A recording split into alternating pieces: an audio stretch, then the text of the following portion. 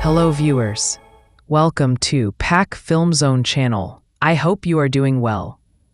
Dear friends, today we are starting a new series of reviews on Pakistani films, and we hope you will enjoy it.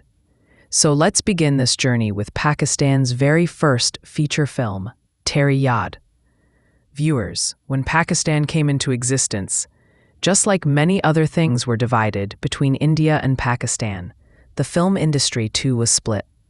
At that time, there were only 3 major cities in India where proper filmmaking was carried out: Lahore, Bombay, and Calcutta.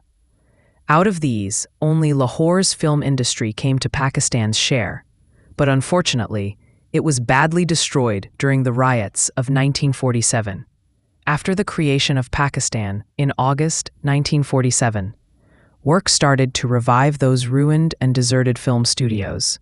The very first to reopen was Pancholi Studio, also known as Pradhan Studio, located on Upper Mall.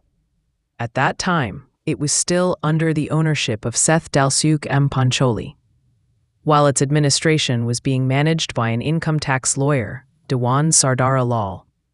On 16 February 1948, the first film to be launched at this studio was Shahida. Soon after, within just 3 months, several other films also went on the floor. Teri Yaad by director Daud Chand, Du Kinare by Ashik Bhatti, Hichkole by producer Sheikh Mohammed Hussain, and Jihad by Zahur Raja. But among all these, the honor of being the very first film released in Pakistan was destined for Teri Yaad. This film was released on 7 August 1948, on the day of Eid-ul-Fitr, at Prabhat Cinema in Lahore. Later, the cinema was renamed Sanobar and then Empire. It was located near Lakshmi Chowk on the way to the railway station, right before Lahore Hotel Chowk, the same place where today we find the Orange Line's Lakshmi station. Unfortunately, the film ran for only 5 weeks and failed miserably. The producer of this film was Dewan Sardar Lal. He started the project with the financial support of his friend S.P. Singha, who was then Secretary of the Punjab Department and had also served as the Speaker of Punjab Assembly before partition. His son, D.P. Singha, was the associate producer of this film. The film was directed by Daud Chand. Lyrics were written by Katil Shafai, Tanveer Naqvi, and Tufail Hoshiarpuri. Cinematography was handled by Raza Mir. And music was composed by Master Inayat Ali Nath, Anwar Karim Dad, and others. The story, screenplay, and dialogues were written by Kadam Mohyuddin, B.A. Among the actors, Nasir Khan played the hero Roop, and Asha Pazli played the heroine Sheila. Other cast members included Rani Kiran, Najma, Jahangir, Shola, Nazar, Zubaida, Master Ghulam Qadir, and Sardar Muhammad.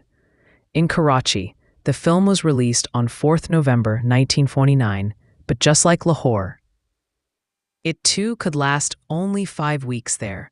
Being the very first offering of the Pakistani film industry, film enthusiasts had very high hopes attached to it. It did receive attention, but sadly it failed to impress the audience. The film was completed in just 90 days, and to keep the budget low, the cast included mostly newcomers. The story itself was an ordinary and outdated love tale, and even the director could not maintain a strong grip on it. Therefore, the only positive aspect of this film remained its songs and music, which somehow managed to cover the weak storyline and execution. The plot was about a wealthy man who, before his death, left his property in the name of his infant daughter and the son of his close friend Chanderbal. After the man's death, greed overtook Chanderbal, and he mixed poison in the baby's milk bottle, intending to kill her so that he could become the sole heir.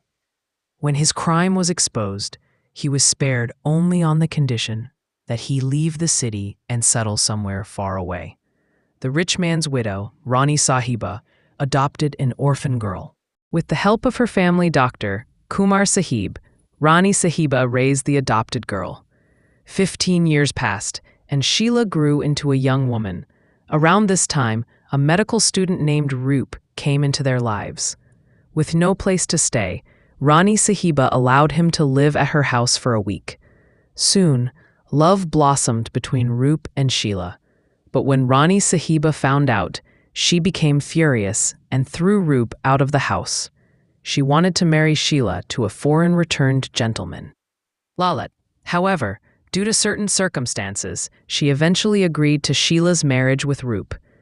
Roop called for his father to come, and when his father arrived, the shocking truth came out. He was none other than Chanderbal. Rani Sahiba, enraged, immediately recognized him, scolded him, and ordered him out of her house. This left Roop heartbroken. His father's humiliation and the breaking of his marriage hopes crushed him deeply. Seeing his son's misery, Chanderbal could not bear it, and in front of Rani Sahiba's mansion, shot himself dead.